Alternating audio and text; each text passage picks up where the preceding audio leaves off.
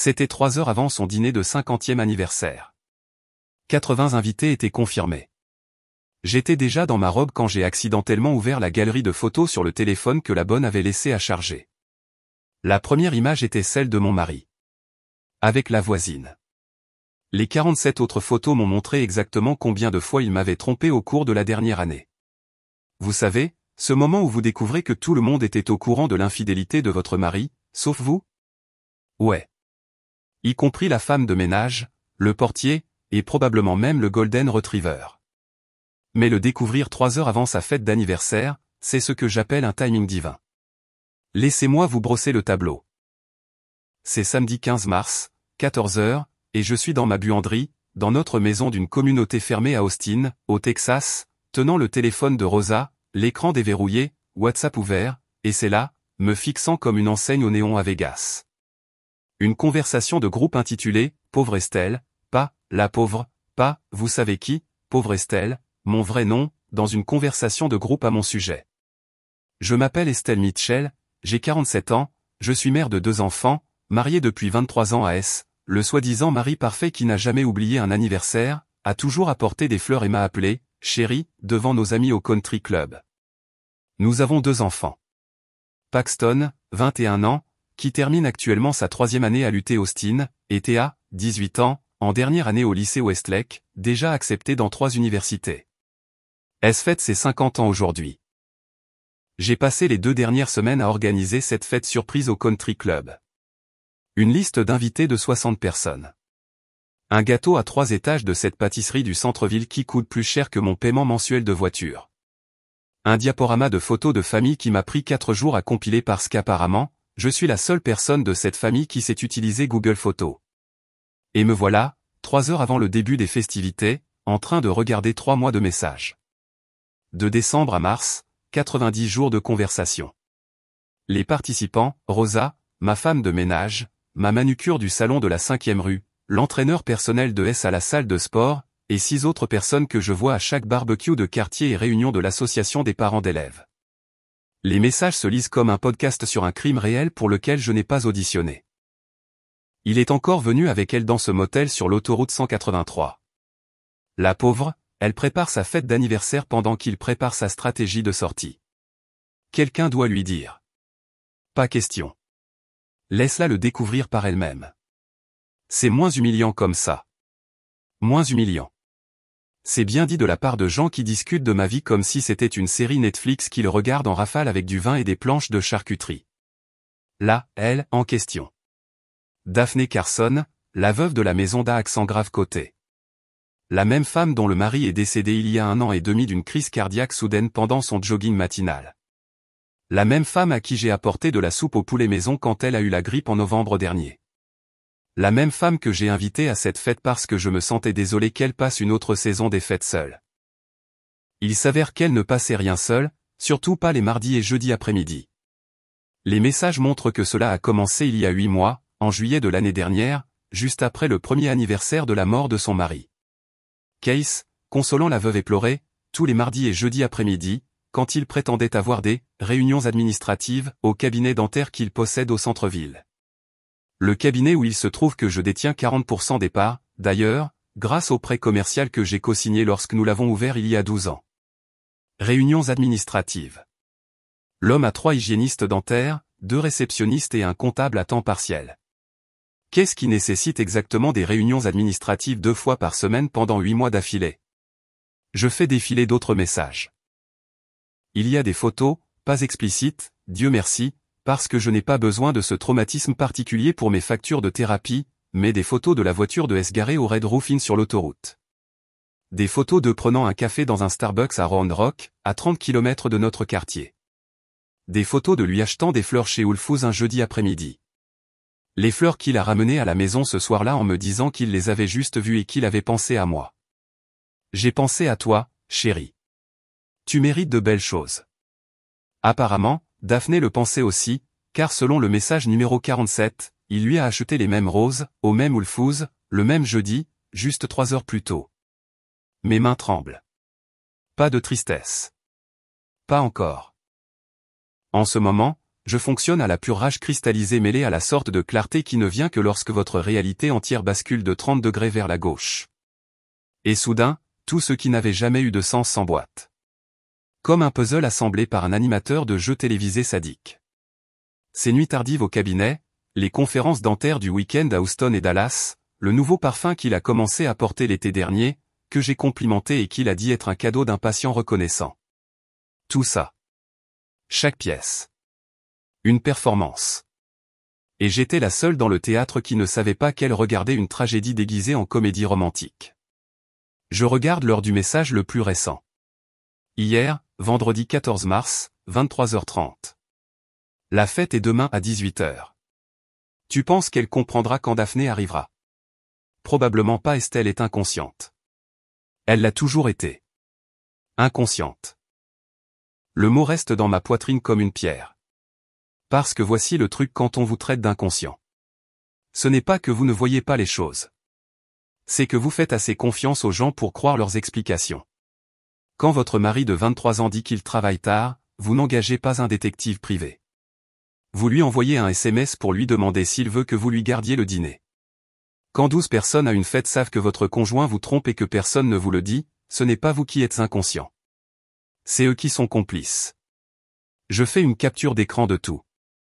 Chaque message, chaque photo, chaque commentaire désinvolte sur mon mariage en échec discuté en groupe, comme s'il s'agissait de la météo ou de recommandations de restaurant. Puis je transfère tout à mon email. 3 emails distincts à 3 comptes différents, juste au cas où la technologie déciderait de me faire défaut aujourd'hui. Rosa entre dans la buanderie. Elle me voit tenir son téléphone. Son visage devient blanc, puis rouge, puis se stabilise quelque part autour du vert olive. Madame Mitchell, je peux expliquer. Je lève une main. Ma voix, quand elle sort, semble étrangement calme. L'as-tu laissé ici exprès? Elle cligne des yeux. Quoi?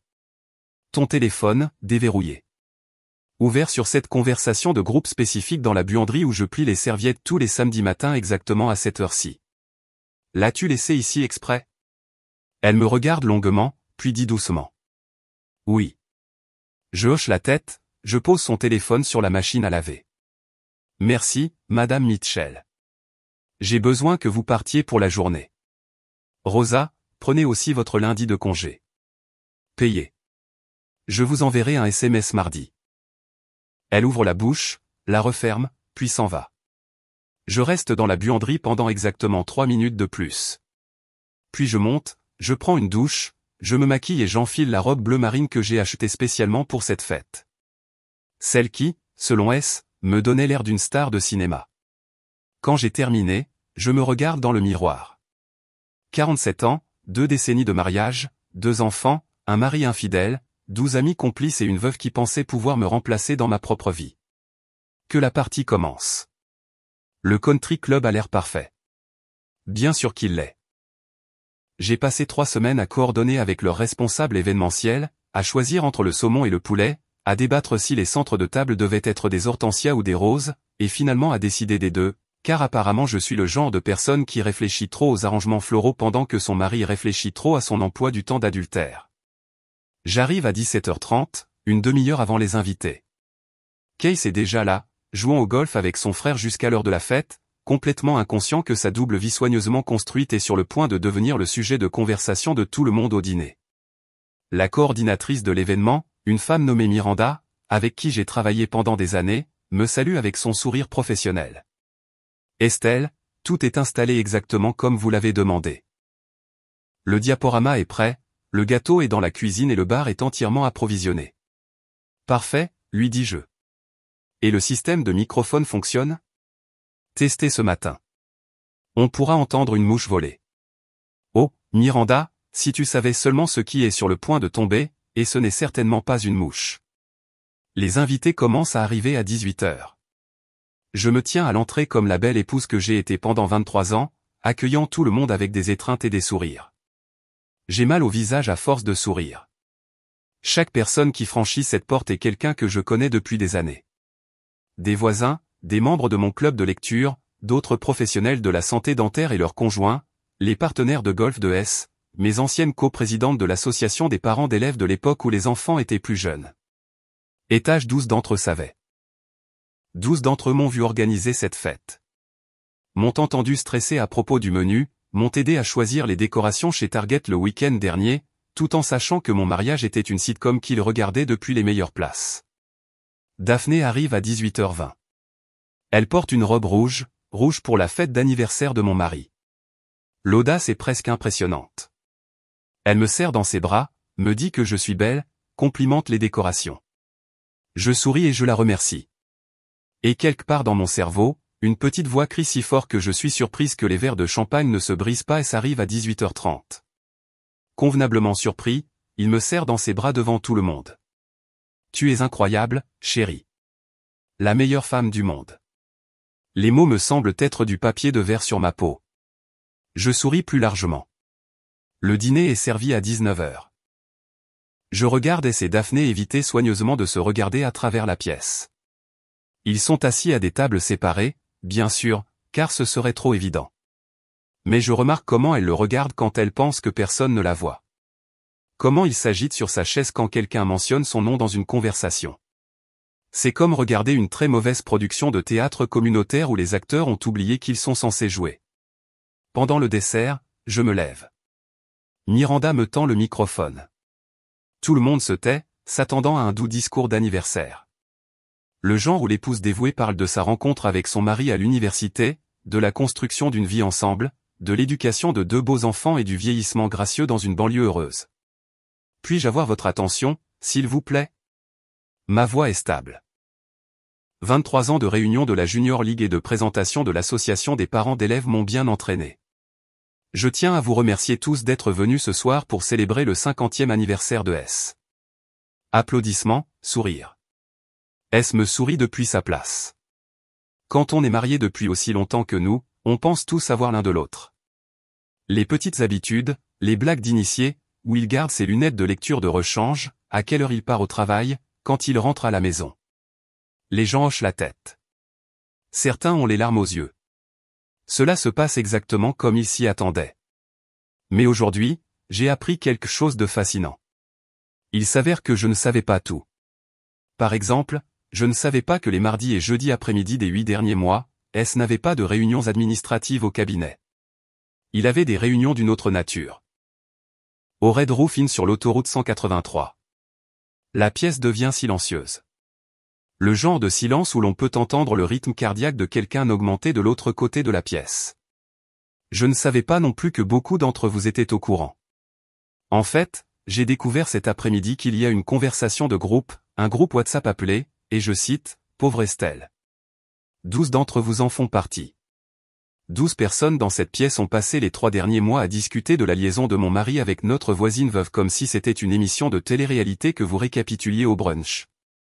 Je fais une pause, je regarde autour de la pièce. Les visages sont passés de confus à horrifiés à essayant désespérément de se souvenir s'ils font partie des 12. Maintenant, je pourrais être contrarié par cela. Je pourrais pleurer. Je pourrais faire une scène. Mais honnêtement, je suis plus impressionné par les compétences organisationnelles impliquées. Les conversations de groupe demandent de l'engagement. Il faut les nommer, ajouter des membres, maintenir la conversation. Cela demande des efforts. Alors, vraiment, je devrais vous remercier de vous soucier assez de mon mariage pour créer un canal de communication dédié. Le sarcasme est si épais qu'on pourrait l'étaler sur les petits pains trop chers que nous servons. Est passé du rouge au blanc à une couleur qui n'existe pas dans la nature. Il est à moitié debout, à moitié assis, comme s'il ne pouvait pas décider de fuir ou de faire le mort. Daphné. Je me tourne pour la regarder directement. Elle est figée sur sa chaise, sa robe rouge semblant soudain moins audacieuse et plus comme une cible. Je t'ai apporté de la soupe quand tu avais la grippe. Faites maison. J'ai utilisé la recette de ma grand-mère, celle que je ne fais que pour les personnes qui me sont vraiment chères. Et tu m'as remercié en couchant avec mon mari pendant 8 mois, en commençant, d'après ce que je comprends, juste autour de l'anniversaire de la mort de ton propre mari, ce qui est soit un timing incroyablement de mauvais goût, soit un deuil spectaculairement efficace. Je n'ai pas encore décidé. Quelqu'un près du fond tousse. C'est le seul son dans toute la salle de bal. Alors, voici ce qui va se passer. Tous ceux qui savaient et ne m'ont rien dit, je veux que vous leviez la main maintenant. Allez, Ne soyez pas timide. Vous n'étiez pas timide dans la conversation de groupe. Lentement, péniblement, 12 mains se lèvent, y compris celle de la sœur de S, sa propre sœur, avec qui j'ai passé tous les Thanksgiving pendant 2 décennies. 12. Je compte à voix haute. C'est presque 20% de cette fête. C'est statistiquement significatif. C'est pratiquement un groupe de discussion. Je me retourne vers S. Il est maintenant debout, essayant de trouver des mots qui n'existent pas. S, chérie, tu te souviens de l'héritage de 300 000 $ de ma mère décédée il y a 2 ans? Celui que tu m'as convaincu de mettre dans un compte d'investissement joint par l'intermédiaire de la gestion financière du cabinet? Celui qui, selon toi, fructifierait mieux avec une surveillance professionnelle. Son visage me dit qu'il s'en souvient. Je le déplace, tout, sur mon compte personnel. Mon avocat a déjà préparé les papiers.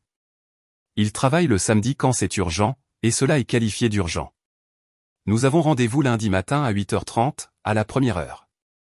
Et à 9h lundi matin, je dépose une demande de divorce.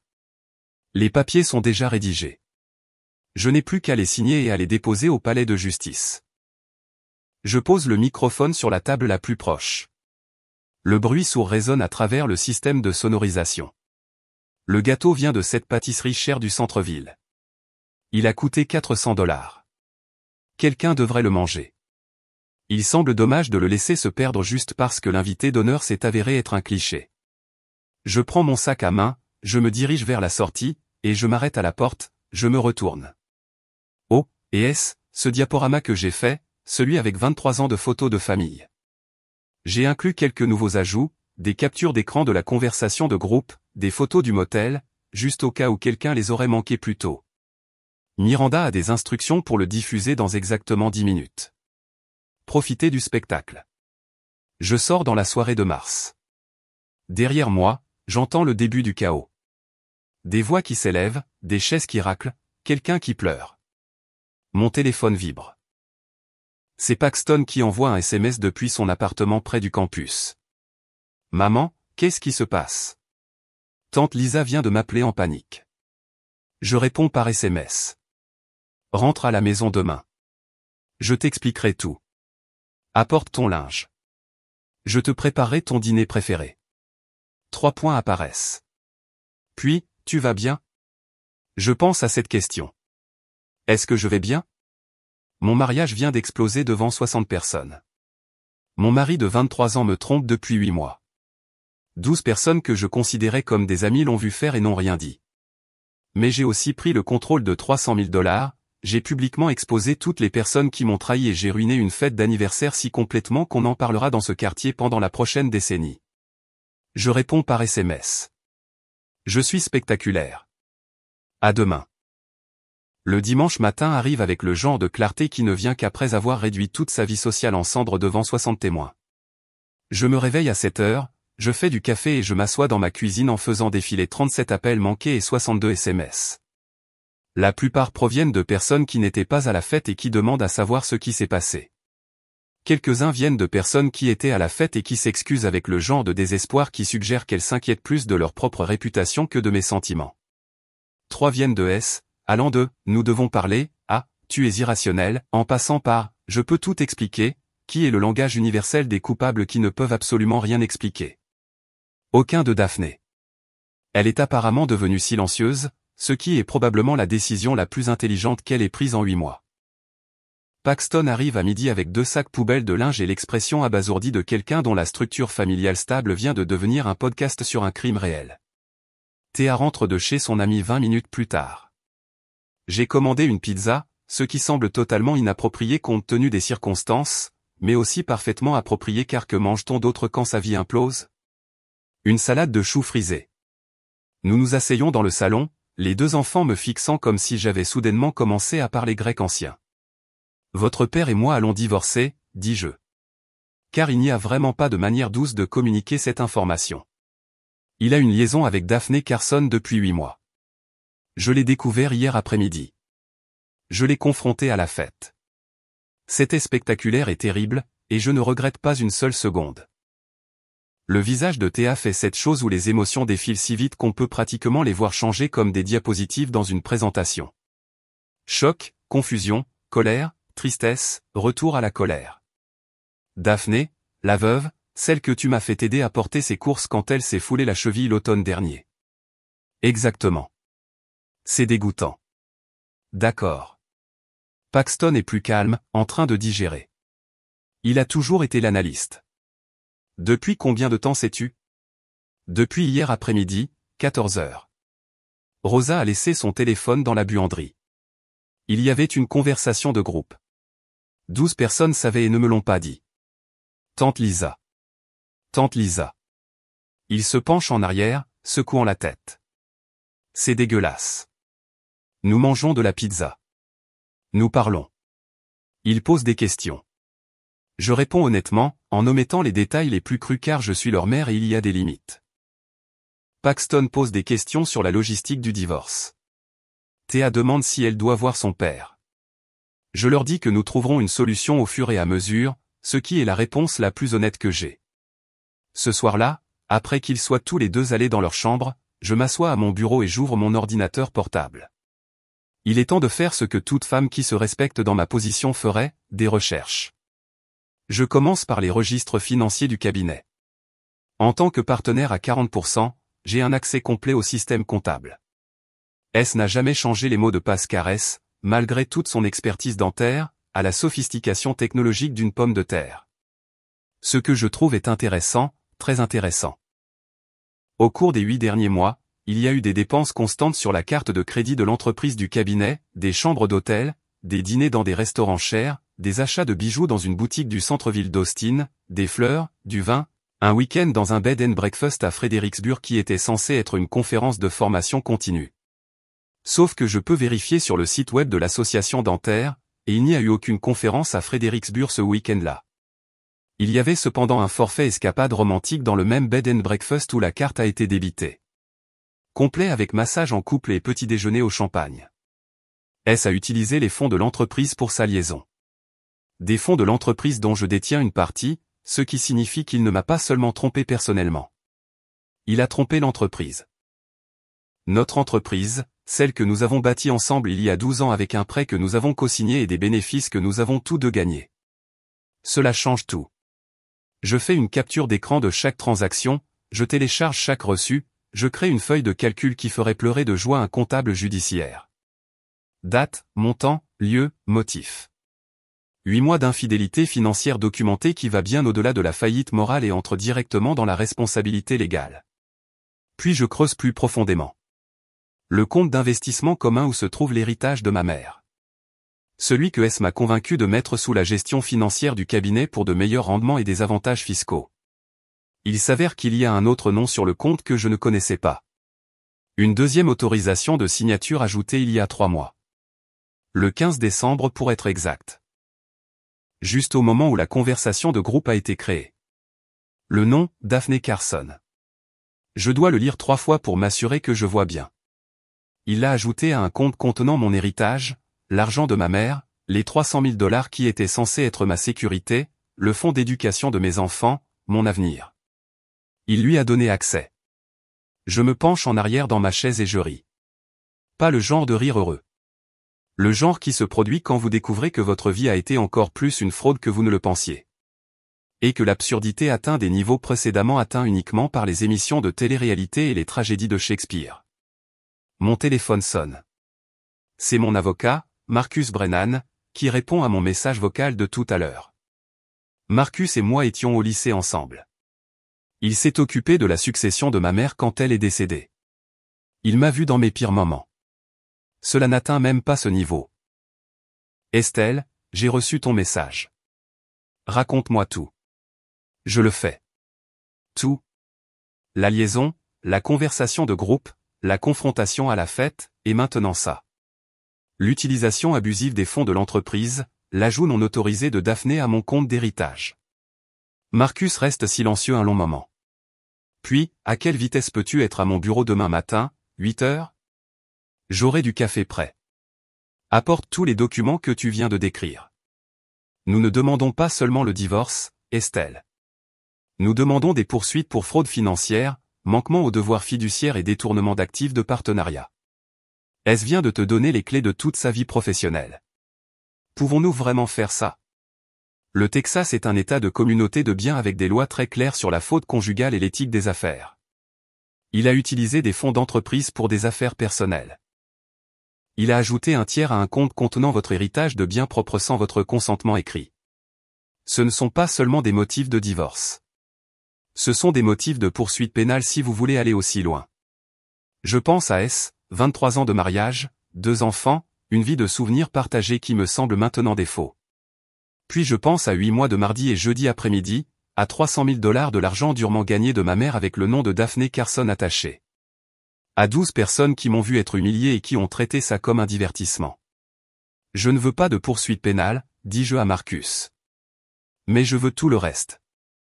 La maison, une part accrue du cabinet, le contrôle total de mon héritage et une pension alimentaire suffisante pour que Théa n'ait jamais à s'inquiéter des frais de scolarité. Considère que c'est fait. Je commencerai à rédiger les modifications ce soir. Ce sera un anniversaire très cher pour S. Après avoir raccroché, je me fais un thé et je m'assois sur le porche arrière. C'est une soirée fraîche de mars à Austin. 22 degrés, ciel clair. Le genre de nuit où l'on entend l'autoroute au loin et les chiens du quartier aboyer pour absolument rien. Mon téléphone vibre. Un SMS de Rosa. Madame Mitchell, je suis tellement désolé. J'aurais dû vous le dire il y a des mois. J'ai laissé le téléphone pour vous parce que je ne pouvais plus regarder. Vous méritez de savoir. Je réponds par SMS. Prenez la semaine de congé. Payez. À votre retour, nous parlerons d'une augmentation permanente. Vous avez fait ce qu'il fallait. 3 points. Puis, merci. Vous êtes une bonne personne. Le suis-je? Je viens de détruire la fête d'anniversaire de mon mari et je suis sur le point de détruire sa sécurité financière et sa réputation professionnelle. Mais il a d'abord détruit ma confiance, mon mariage et mon sens de la réalité. Alors peut-être que nous sommes quittes. Ou peut-être que compter les points est inutile quand tout le jeu était truqué depuis le début. Un autre SMS, cette fois d'un numéro que je ne reconnais pas, c'est Daphne. Nous devons parler. Je fixe le message pendant 1 minute entière. L'audace pure et simple de cette femme de m'envoyer un SMS après tout. Je réponds, non, nous n'avons vraiment pas besoin, mais vous devriez parler à un avocat. Vous êtes sur le point d'être nommé dans un procès pour avoir été ajouté à des comptes financiers sans autorisation appropriée. Passez une bonne soirée. Je bloque le numéro. Demain matin, 8 h, bureau de Marcus. Demain à 9 h, le palais de justice. D'ici demain après-midi, la vie parfaitement construite de S. Mitchell ressemblera à un site de démolition. Et je serai debout dans les décombres, tenant les plans de quelque chose de mieux. Lundi matin, 17 mars, 8 h précises. Je suis assise dans le bureau de Marcus Brennan avec 3 dossiers de documentation, une clé USB contenant toutes les captures d'écran et reçus, et le genre de détermination caféinée qui pourrait alimenter une petite ville. Marcus étale les documents sur sa table de conférence comme un général planifiant une campagne militaire. C'est mieux que ce que j'espérais. Beaucoup mieux. S n'a pas seulement fait des erreurs. Il a fait un catalogue complet d'erreurs légalement répréhensibles. C'est mon mari. Il a toujours été un surdoué. Ex-mari à partir d'environ 1 heure d'ici. Il fait glisser un papier sur la table. Demande de divorce initial, motif standard plus adultère, que le Texas reconnaît toujours comme motif de faute. Cela seul affecte la répartition des biens en votre faveur. Je le signe. Ma signature semble remarquablement stable compte tenu du fait que toute ma vie est en train d'être réorganisée sur du papier à en-tête juridique. Maintenant, la partie intéressante. Marcus sort un autre document. Plainte pour manquement aux devoirs fiduciaires contre S pour utilisation abusive des fonds du partenariat. Chaque chambre d'hôtel, chaque dîner, chaque bijou qu'il a acheté pour Daphne en utilisant la carte de crédit de l'entreprise du cabinet. Cela représente environ 47 000 $ en 8 mois. 47 000 $. Je savais que c'était grave. Je ne savais pas que c'était le prix d'une berline de luxe. Il a été minutieux. Je lui accorde ça. Il y a aussi la question de l'ajout de Daphne Carson à votre compte d'héritage sans votre autorisation écrite. Au Texas, les biens propres restent des biens propres. L'héritage de votre mère vous appartenait en propre. Le fait qu'il ait ajouté un tiers à ce compte sans votre signature est une fraude. Une fraude claire et documentable. Qu'est-ce que cela signifie concrètement? Cela signifie que nous gelons ce compte immédiatement, que nous supprimons l'accès de Daphné et que nous vous en redonnons le plein contrôle. Nous demandons également que S rembourse au partenariat toutes les dépenses personnelles. Et nous demandons une participation accrue dans le cabinet en compensation de sa violation de l'accord de partenariat. De combien accrue? Vous possédez actuellement 40%. Je demande 60%. Je cligne des yeux. Cela ferait de moi la propriétaire majoritaire. Correct. S travaillerait pour vous. Marcus sourit.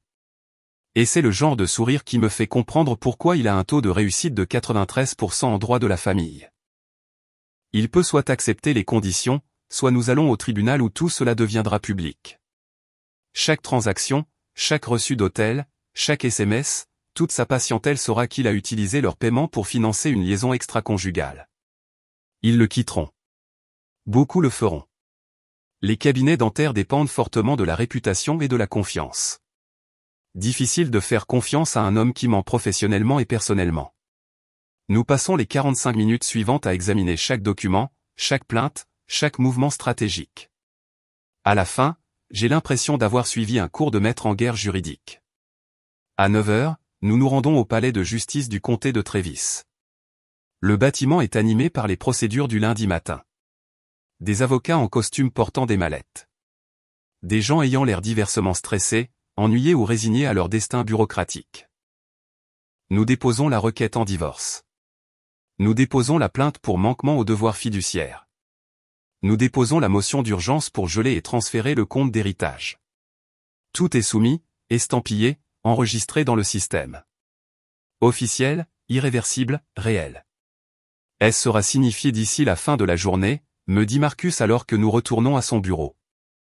J'utilise un huissier de justice spécialisé dans, disons, le timing dramatique. S recevra tous ces documents pendant qu'il est au cabinet, devant son personnel. Impact maximal. Est-ce éthique? Entièrement, et efficace. Il vous a embarrassé publiquement. La vengeance est un plat qui se mange froid. Quand je rentre à la maison, il est 10h30. Paxton prépare le petit déjeuner, ce qui dans son vocabulaire signifie des céréales et les restes du week-end. Théa est à l'école, faisant probablement semblant que sa vie est normale tout en répondant aux SMS de ses amis qui ont entendu parler du désastre de la fête. Mon téléphone n'arrête pas de vibrer. Je le regarde enfin. 17 appels manqués de S. 23 SMS allant de l'excuse à la colère en passant par le désespoir. Le dernier, envoyé à 9h47, dit « Estelle, s'il te plaît, nous pouvons arranger ça. J'ai fait une erreur. Ne fais pas ça à notre famille. » Notre famille, celle qu'il a systématiquement démantelée tous les mardis et jeudis pendant 8 mois. Cette famille-là? Je ne réponds pas. À 14h15, Marcus appelle. Il a été signifié. Apparemment, il était avec un patient lorsque l'huissier est arrivé. Il a dû s'excuser. Le personnel est maintenant au courant que quelque chose de majeur se passe. Bien. Ça s'améliore. Daphné a également été signifiée. J'ai déposé une plainte distincte contre elle pour enrichissement sans cause et complot civil. Elle ne peut pas accéder au compte d'héritage, mais elle a reçu environ $6 000 en cadeaux achetés avec les fonds du cabinet. Nous demandons le remboursement. Elle va perdre la tête. Elle l'a déjà fait, selon mon huissier. Beaucoup de larmes, beaucoup de cris, a menacé d'appeler son propre avocat. Je l'ai encouragé à faire exactement cela car son avocat lui dira qu'elle n'a aucune base légale. Ce soir-là, S se présente à la maison. Je regarde par la fenêtre alors qu'il se gare dans l'allée, reste assis dans sa voiture pendant 5 minutes complètes, puis sort enfin et se dirige vers la porte. Je ne le laisse pas entrer. Nous parlons à travers la porte moustiquaire comme des étrangers, ce qui est approprié car c'est essentiellement ce que nous sommes maintenant. Estelle, c'est de la folie. Tu ne peux pas me prendre le cabinet. Je ne le prends pas. J'assume la propriété appropriée en fonction de votre violation de notre accord de partenariat. Tout est dans les documents. Vous devriez les lire. J'ai fait une erreur. Vous avez fait environ $47 000 d'erreur en utilisant les fonds de notre entreprise. Ce n'est pas une erreur. C'est un schéma. Nous avons des enfants ensemble. Nous avions des enfants ensemble. Maintenant, j'ai des enfants et vous avez des droits de visite en attendant leur volonté de vous voir. Paxton est un adulte. Il peut décider par lui-même. Théa a 18 ans dans 3 mois. Elle peut décider aussi. Son visage fait quelque chose de compliqué. La colère, la tristesse et la frustration se disputant la domination. Tu es en train de détruire ma vie. Non, S. Tu as détruit ta vie. Je ne fais que la documenter. Il y a une différence. Et le pardon? Ai-je 23 ans de mariage? Ai-je 8 mois de mensonges? Et le fait de donner à votre maîtresse l'accès à l'argent de ma mère? Et le fait de m'humilier devant tous ceux que nous connaissons pendant que 12 personnes regardaient sans rien faire? Ma voix reste posée. Calme. C'est le calme qui semble le plus l'effrayer. On ne peut pas trahir quelqu'un de manière aussi complète et exiger ensuite le pardon parce que les conséquences sont gênantes. Il essaie plusieurs autres arguments. Je les réfute tous avec le genre de précision qui vient d'avoir passé 2 jours à réfléchir à toutes les conversations possibles. Finalement, il s'en va, repart dans sa berline de luxe qui a probablement été payée avec les bénéfices du cabinet que je contrôle maintenant effectivement. Paxton apparaît derrière moi. Ça va, maman? Étonnamment, oui. Je pense que je fonctionne à la rancune et à la justification légale. C'est une source d'énergie valable.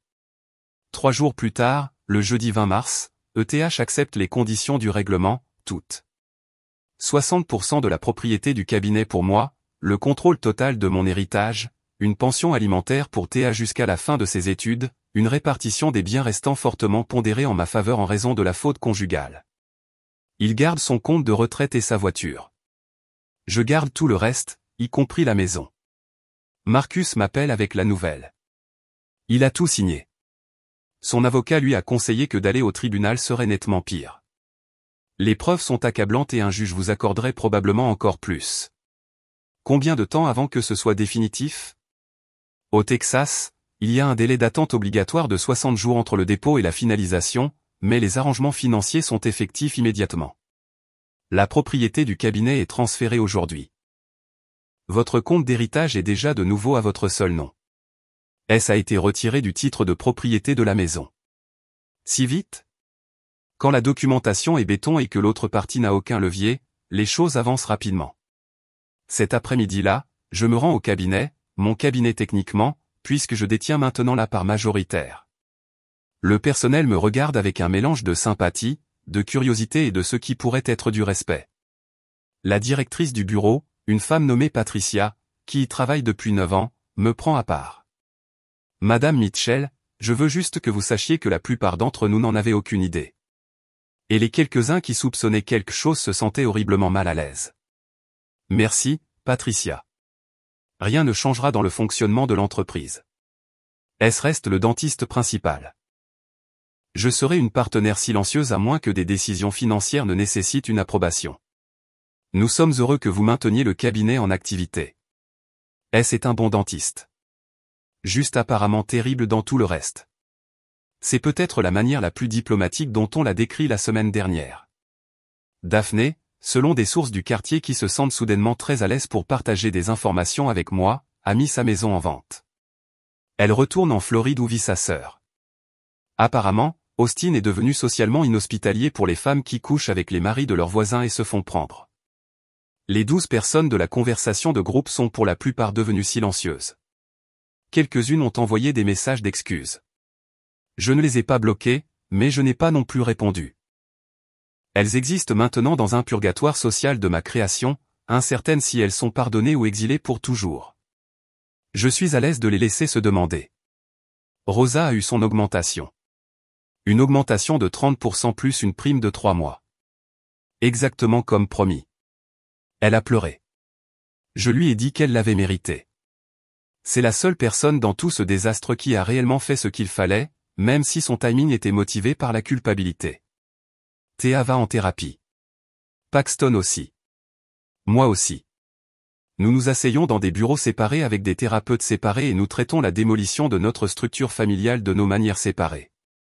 Les jeudis soirs sont devenus des soirs de thérapie, ce qui est ironique étant donné que les jeudis après-midi étaient des moments de liaison. La symétrie ne m'échappe pas. 6 mois plus tard, septembre arrive avec le genre de chaleur qui vous rappelle pourquoi les gens appellent le Texas la surface du soleil. Mais je ne suis plus dans la maison de banlieue, entouré de souvenirs d'un mariage qui a toujours été plus de la fiction que de la réalité. Je suis dans un loft du centre-ville d'Austin avec des fenêtres allant du sol au plafond, des briques apparentes et exactement zéro rappel des 23 dernières années. Le divorce a été finalisé en mai, exactement 60 jours après le dépôt, sans drame ni appel de dernière minute. Case a tout signé, a déménagé dans un modeste appartement près du cabinet, et a vraisemblablement commencé le processus de reconstruction d'une vie qui n'inclut plus le contrôle de 60% de sa propre entreprise. J'ai vendu la maison en juillet. Il s'avère qu'une propriété de 4 chambres dans une communauté fermée se vend rapidement lorsque vous la fixez à un prix juste et que vous n'avez aucun attachement émotionnel à la superficie. Le bénéfice est allé sur un compte que je contrôle entièrement. Rejoignant l'héritage de ma mère qui n'a jamais été touchée par les mains parfaitement manucurées de Daphné. Avec l'argent de la maison et une partie de mon règlement, j'ai fait quelque chose que je pensais faire depuis 15 ans. J'ai ouvert ma propre agence de design d'intérieur. Une petite entreprise, juste moi, une assistante à temps partiel et une liste de clients qui s'allonge plus vite que prévu. Apparemment, les gens à Austin apprécient quelqu'un qui peut donner à une pièce un aspect cher sans l'être réellement. Qui aurait cru que 23 ans à étirer un budget familial se traduirait par des compétences professionnelles commercialisables? Paxton a obtenu son diplôme en mai, summa cum laude, avec un diplôme en ingénierie. Il a trouvé un emploi à Dallas, ce qui signifie que je le vois toutes les quelques semaines quand il descend pour un barbecue et pour faire sa lessive. Il parle occasionnellement à son père. De brèves conversations sur des sujets superficiels comme la météo et les scores sportifs. Ils reconstruisent quelque chose, mais ce n'est pas la relation qu'ils avaient avant. Celle-là est morte lors d'une fête au country club en mars. Cette nouvelle est plus honnête, ce qui la rend à la fois plus douloureuse et plus réelle. Théa a choisi une université en Californie, aussi loin du Texas qu'elle pouvait l'être tout en restant aux États-Unis continentaux. Elle part dans 2 semaines. Nous avons passé l'été ensemble, juste nous deux, apprenant à être mère et fille sans l'infrastructure des dîners de famille et des routines ménagères partagées. C'est différent, mieux à certains égards, plus compliqué à d'autres. Elle parle à S environ une fois par mois, généralement quand elle a besoin de quelque chose de pratique, comme des informations d'assurance ou des documents d'aide financière. Leur relation est cordiale et distante, comme des connaissances qui partagent un lien génétique mais aucune véritable intimité. Elle dit qu'elle lui pardonnera éventuellement, mais pas aujourd'hui. Peut-être pas demain non plus. Le pardon a son propre calendrier, et le sien avance à un rythme qui ne peut être précipité. Case, selon les rapports financiers que je reçois trimestriellement en tant que propriétaire majoritaire du cabinet, a perdu environ 30% de sa patientèle. Certains sont partis parce qu'ils ont entendu parler de la liaison. Certains sont partis parce qu'ils ne font pas confiance à un homme qui trahirait sa famille. Certains sont probablement partis parce que les soins dentaires sont chers et qu'il y a d'autres dentistes à Austin qui ne viennent pas avec un bagage moral. Il pratique toujours, faisant toujours ce pourquoi il est doué, c'est-à-dire réparer les dents et maintenir des limites professionnelles avec les patients, sinon avec les voisins. Le cabinet reste rentable, juste moins. Je reçois maintenant la majorité de ses bénéfices. L'ironie est délicieuse chaque fois que je vois la notification de dépôt direct. Daphné a déménagé à Jacksonville en avril. Sa maison s'est vendue un peu moins que la valeur marchande, probablement parce que tout le monde dans le quartier savait exactement pourquoi elle partait, et ce genre de réputation n'augmente pas la valeur des propriétés. J'ai entendu par le très actif réseau de commérage du quartier qu'elle travaille comme réceptionniste dans un cabinet médical et qu'elle sort avec un comptable divorcé. Je leur souhaite bonne chance. Ce par quoi je veux dire que je leur souhaite exactement la quantité de bonheur qui vient de la construction d'une relation sur les ruines du mariage de quelqu'un d'autre, c'est-à-dire très peu. Rosa travaille toujours pour moi. Elle vient au loft 2 fois par semaine, garde tout organisé et fait occasionnellement des observations sur ma vie qui sont à la fois intrusives et complètement exactes. La semaine dernière, elle m'a dit que je devais recommencer à sortir avec des gens. Je lui ai dit que je devais finir de déballer mon traumatisme émotionnel avant de l'infliger à des passants innocents. Elle a dit que c'est à ça que sert la thérapie. Je lui ai dit que je suis déjà en thérapie. Elle a dit que je n'avais donc aucune excuse. Elle a peut-être raison, mais pour l'instant, je suis à l'aise avec mon loft, mon entreprise, mes enfants et la pleine propriété de mon propre récit. Les 12 personnes de la conversation de groupe se sont pour la plupart estompées en bruit de fond. Certaines ont essayé de s'excuser. Certaines ont fait comme si de rien n'était. Certaines ont déménagé ou ont simplement disparu de mon cercle social. Je ne les ai pas bloquées ni fait de déclarations dramatiques. J'ai juste cessé de les inclure dans ma vie. Parfois, la meilleure vengeance est simplement de devenir quelqu'un auquel ils n'ont plus accès. La semaine dernière, j'étais chez Whole Foods en train d'acheter des légumes biologiques hors de prix et j'ai rencontré S. Pas prévu. Juste l'une de ces coïncidences malheureuses qui se produisent lorsque vous vivez dans la même ville que votre ex-mari. Nous avons fait une petite conversation gênante. Il a l'air plus âgé, fatigué, comme quelqu'un qui porte un poids qui ne se mesure pas sur une balance. Il m'a demandé comment j'allais. Je lui ai dit que j'allais très bien. Il a posé des questions sur les enfants. Je lui ai donné les mêmes informations qu'il lui donne directement. Il a dit qu'il était désolé à nouveau, pour la 100e fois. J'ai dit que je savais. Et que, désolé, n'efface pas l'histoire. Cela ne fait que la reconnaître. Puis j'ai payé mes légumes et je suis parti. Parce que voici ce que j'ai appris en 6 mois. Le pardon ne concerne pas l'autre personne. Ce n'est pas un cadeau que vous faites à quelqu'un qui vous a blessé. C'est une décision que vous prenez pour vous-même d'arrêter de porter leurs erreurs comme des bagages qui ne vous ont jamais appartenu en premier lieu. Est-ce que je pardonne à S? Certains jours oui. Certains jours non. La plupart du temps, je ne pense pas du tout à lui, ce qui pourrait être la forme la plus honnête d'aller de l'avant. La fête qui a détruit mon mariage a eu lieu le 15 mars, mais la vie que je construis a commencé le 17 mars dans le bureau d'un avocat avec 3 dossiers de documentation et la décision d'arrêter d'être la femme que tout le monde plaignait et de commencer à être la femme que tout le monde sous-estimait. Il s'avère que d'être sous-estimé est un super pouvoir quand on sait comment l'utiliser. Ma mère disait que la meilleure vengeance est de bien vivre. Elle avait partiellement raison. La meilleure vengeance est de bien vivre tout en possédant 60% de l'entreprise de votre ex-mari et en ayant le contrôle total de votre propre avenir financier. Mais surtout, la partie « bien vivre ».